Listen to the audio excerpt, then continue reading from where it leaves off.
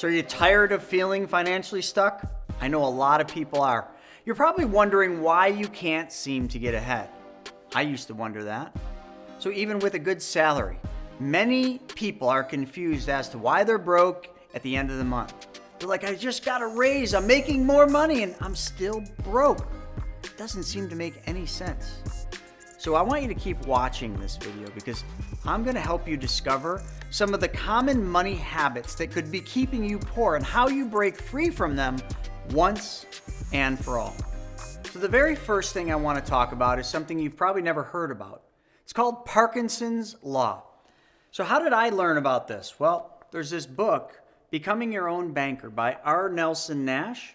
This is the 5th edition. Not that that's important, but when we come in here, part 3 in the book talks about Parkinson's Law. This is one of the main reasons most people feel broke, even when they make more money, even when they get raises, even when they get bonuses. So let me just read to you what Parkinson's Law says. So in Parkinson's Law, he says, work expands to meet the time envelope allowed. Check it out. Give a person a job to do and give a time limit of 3 days to complete it. You can bet the grocery money that it won't get done until late on the 3rd day. How many of you have ever done that? Somebody gives you a specific amount of time and you don't start working on it until the very last day. How about a homework assignment or that big paper? When do you start? Yeah, like the night before it's done. We all do this. Now assign that same job, but allow 30 days for it to be completed. And you shouldn't be surprised that it gets finished late on the 30th day. True or true? He also noted that a luxury once enjoyed becomes a necessity. Can you remember when you didn't have air-conditioned automobiles? Because I do. I'm 45. Back in the day, we didn't have air conditioning. We rolled the windows down. Man, it was the good old day. We didn't even think twice about it. Now, would you ever think about buying a car without air conditioning? Honestly. Like I tell my wife about this dream car, the 1986 Porsche 911 wide body. Okay, they call it the Widowmaker, but we won't go there with her. That car doesn't come with air conditioning. It's my dream car. She says, you can't get that car. There's not even air conditioning. Man, the car goes so fast, I don't need air conditioning, but you get what I'm saying. We literally wouldn't buy a car without air conditioning. And then he said, expenses rise to equal income. That's the problem. Income is limited for all of us, but our wishes far outweigh and exceed our ability to fund them.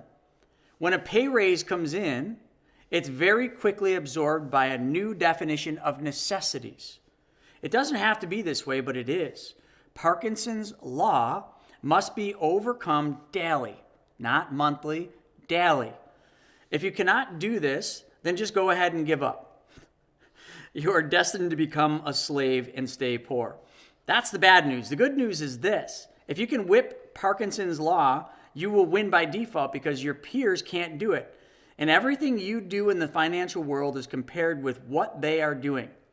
In all our efforts at establishing priorities, we should begin with a thorough consideration of the truth of Parkinson's Law. I want you to think about that. Don't spend money before it's made. Just because you can afford monthly payments doesn't mean you should. Let me repeat that because this is the second thing. Don't spend money before it's made. I know you do this. You've got a job and you're thinking, I'm going to be getting a raise, and when I get a raise, I'm going to go buy the car. Not because you can afford the car, but because you can afford the monthly payment. That definitely doesn't mean you should go buy the car. Number 3, don't keep up with the Joneses. I got such a good story for this. All right, so I live in a really nice neighborhood. We just bought the house. We completely renovated it. It's one of the nicest neighborhoods in town, and I'm not saying that to brag. But my wife is always looking at the neighbors' houses, being like, oh, I love their landscaping. Oh, my God, look at the flowers. Look at this. And we had new neighbors just move in across the street. And they started renovating the house. And he's a contractor. And I remember he started going out in the front, and he removed the old mailbox. And he started constructing this crazy mailbox, brick after brick, and then all this stuff. I mean, weeks went by, and this guy's out there building this giant mailbox. And one day I'm taking the garbage out, and I saw him and I said, hey, John, what's going on? He said, hey, what's going on? I said, what are you building here? And I knew he was building the mailbox. And then it came. Oh, I'm building the mailbox. It's going to be the nicest one in the neighborhood. It's going to be amazing. It's going to have LEDs. The top's going to have this. And he starts in elaborate detail explaining this crazy mailbox. In my mind, I'm just thinking, dude, how much money are you spending on a mailbox, man? I mean, what's wrong with the mailbox like mine? It's just metal and didn't cost much. And yours, like, hey, it's got lights and everything else. And oh, you got a buffalo there too. Cool. And you got a light shining on the buffalo's face. Man, that's a sweet mailbox. And then wouldn't you know it, my wife starts really paying attention to this mailbox. Oh my God, we're going to be the only ones in the neighborhood that don't have a nice mailbox because our neighbor next to us has one of these brick mailboxes. And the guy down the street, it's just going to be us and those people over there that have the regular mailboxes. As if I'm supposed to say to my wife, honey, let's go all in and spend $10,000 putting a mailbox in. But I certainly didn't, because I don't want to keep up with the Joneses. Look, great. The guy across the street maybe spent 10 grand putting a mailbox in, and so did this guy down the road. Kudos to them. I'm going to make sure on an icy day that I don't hit their mailbox because that's going to hurt my truck. I'm going to try to hit our mailbox, sweetie, because when our mailbox gets taken out, it's probably $100, maybe $200 to replace it. I don't care about keeping up with the Joneses. I walk out, taking the garbage out in, well, not underwear, but basically just night clothes. Let's just put it that way. I don't get all dressed up to take the garbages out. Okay, some people get dressed up to go to Walmart or go to Target because they're keeping up with the Joneses. They think somebody's going to judge them because they're not wearing fancy clothes out. They're not in their Sunday's best. Folks, you all have seen this. Keeping up with the Joneses is a great way to keep yourself broke. And number 4 is one of my favorites. Some of you may have seen this movie. It's called Fight Club. And this is a quote that I love. Advertising has us chasing cars and clothes, working jobs we hate so that we can buy shit we don't need. And the things you own end up owning you. We're the middle children of history, man. No purpose or place. We have no Great War, no Great Depression. Our Great War is our spiritual war. Our Great Depression is our lives.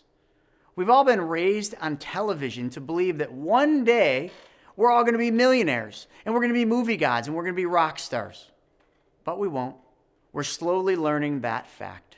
The whole thing about that clip that I just played is this. I mean, literally, advertising has us chasing cars and clothes. We work at jobs we hate so we can buy shit we don't need. And the things you own end up owning you. Like, how much truth is there to that? Your house, your car, the boat, all these things, we get them to fill short-term needs. And then those short-term needs fade away. The happiness that came along with buying those things fades away. And then all of a sudden, the items own us. We become a slave of what we create. And I think that's what that Fight Club quote really means. So, when you're thinking about your life, do the things you own you? Folks, I hope you enjoyed this video. And if you did, check this video out right here. How to get yourself out of debt right now. And while you're at it, subscribe to this channel right now. Click below, hit that little subscribe button, and then also click that little bell so you get notified every time I put a new video out. Thanks for joining. See you next time.